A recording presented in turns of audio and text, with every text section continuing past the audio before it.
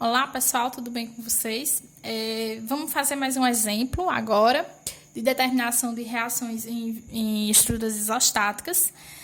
A gente tem aqui uma viga, essa viga está no slide de vocês, é um dos exemplos lá do final. A gente tem essa carga distribuída aqui ao longo de 6 metros da viga. Aqui a gente tem dois balanços, né? Aqui a distância entre o ponto A e esse balanço é de 4 metros, onde a gente tem uma carga pontual de 18 kN. E desse outro aqui a gente tem outro balanço, né? E aqui uma força, uma carga pontual também de 18 kN. Sei que a estrutura é isostática porque eu tenho aqui três incógnitas, né? 3 reações que eu quero determinar. E eu tenho 3 equações de equilíbrio, né? Somatório das forças em X igual a 0, né? Somatório das forças em Y igual a 0 e somatório dos momentos igual a 0, porque a estrutura está em repouso, né? Isostática. Aí aqui embaixo eu desenhei para vocês o diagrama de corpo livre. E vamos lá, né? Determinar nossas reações.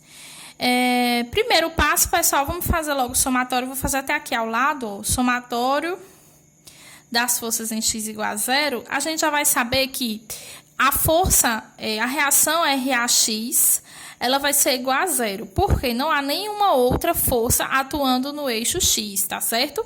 E aí, vou escrever aqui, ó, somatório das forças em Y igual a 0. Então, quais são as forças que eu tenho? Eu vou começar da direita para a esquerda, né? À direita eu tenho a carga pontual de 18 kN, negativo, porque tá para baixo, né?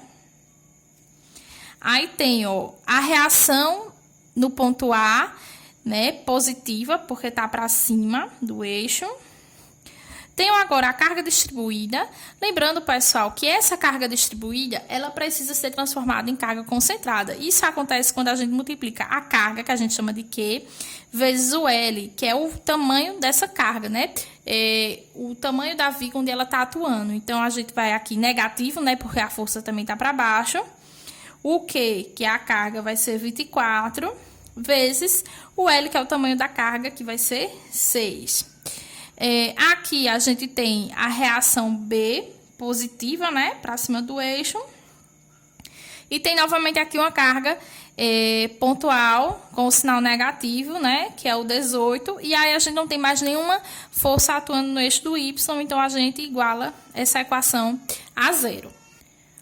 Bom, aí agora a gente vai organizar essa equação, né? Vou deixar os positivos primeiro, RAY mais RBY. Aí a gente vai somar, né? Todos negativos, então a gente pode somar 18, 24 vezes 6 e 18. Então, ó, 18 mais 24 vezes o 6 mais 18 dá 180 menos 180 igual a 0. Então, RAY mais RBY igual a esse 180 que está negativo. A gente vai passar ele positivo para o outro lado da equação, 180, certo? Aí agora falta só nos fazer o somatório dos momentos. Lembrando, pessoal, sempre o sentido anti-horário, né, me traz um momento positivo. Então, somatório dos momentos. Pessoal, como aqui o RAX ele é 0, então tanto faz, né?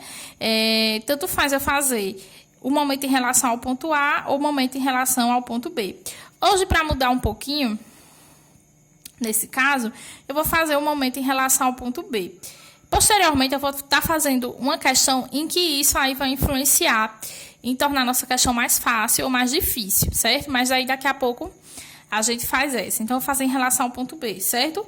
Lembrando que a gente sempre faz o momento em relação ao ponto que tem mais forças. Nesse caso, como RAX é 0, então tanto aqui como aqui a gente só tem uma reação. Então, eu vou fazer em relação a esse ponto, certo? Porque é indiferente. Pronto, então vamos lá. Pessoal, então quando eu vou fazer, é como se eu estivesse colocando o dedo em cima do ponto, em cima do apoio, né? E fizesse tudo em relação a ele, ó. Então, se eu estiver imaginando aqui, eu vou ter aqui, primeiro, essa força, né? Ela tem uma distância perpendicular em relação ao ponto B, que a gente viu que é 2 metros, né? Então, ó, a gente vê o sentido, né, da tendência do giro causado por essa força. E a gente vê que esse sentido é o sentido, horário. Portanto, o momento é negativo. Negativo vale quanto? 18 vezes 2, né? Então, menos 18 vezes o 2. Certo? A carga distribuída também produz um momento em relação ao ponto B. E aí, lembrando que a força fica Q vezes L e a distância sempre vai ser do centro de gravidade da carga.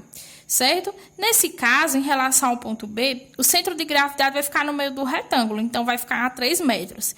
Então, a gente vai fazer força, que é Q vezes L, o momento, o sinal, né?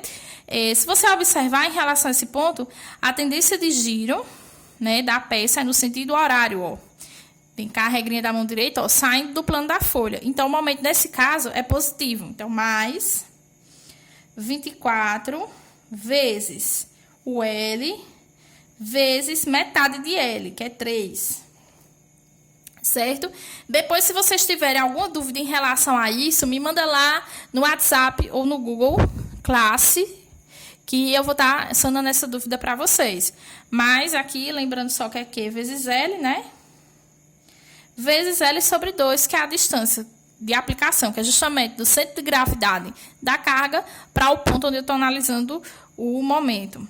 RAY também produz um momento em relação a esse ponto, a tendência de giro, tendência de giro no sentido, no caso, né, no sentido horário. Então, o momento é negativo também, negativo entrando no plano da folha e vale quanto? RAY multiplicado pela distância entre A e B, que é 6 metros. E aí, por fim, a gente tem essa carga de 18, que também gera um momento em relação a esse ponto. Se a gente observar, a tendência de giro vai ser no sentido anti-horário, portanto, o momento é positivo, né? E vale quanto? Força vezes deslocamento, né? Então, eu vou somar 4 com 6, que é a distância da carga de 18 dessa extremidade até o ponto B, né? E vai dar 10. Não tem mais nenhuma força que produza momento em relação a esse ponto, né? Então, a gente vai igualar essa equação a 0. Então, vamos organizar, né? 18 vezes 2, 36, menos 36, mais 24 vezes 6 vezes 3, 432, menos, eu só vou organizar aqui, 6 RAY, mais 18 vezes 10, que é 180, né? 432 positivo mais 180, né? Menos 36. Vai me dar 576, positivo, né? Então, 576 menos 6 RAY igual a 0. Vou passar ele para o outro lado da equação, então, menos 6 RAY igual a menos 576. Como os dois são negativos, multiplico por menos 1, né? E os dois ficarão positivos. 6 RAY igual a 576. E aí, RAY, o 6 está multiplicando, passa dividindo, vai ficar 576 dividido por 6, que dá 96 kN. Então, achei minha reação A. Para achar B, o que eu vou fazer? Usar aqui, né, o somatório das forças em Y. Então, eu tenho, RAY mais RBY igual a 180. Se eu quero RBY, vou isolar ele aqui, e vai ficar igual a 180. RAY, que está positivo, passa negativo. E aí, RBY vai ser quem? 180 menos 96. E RBY igual a 180 menos 96, 84 kN. E aí, estão determinadas minhas duas reações. Tá aí, pessoal, a questão terminada. A gente se vê na próxima. Até mais.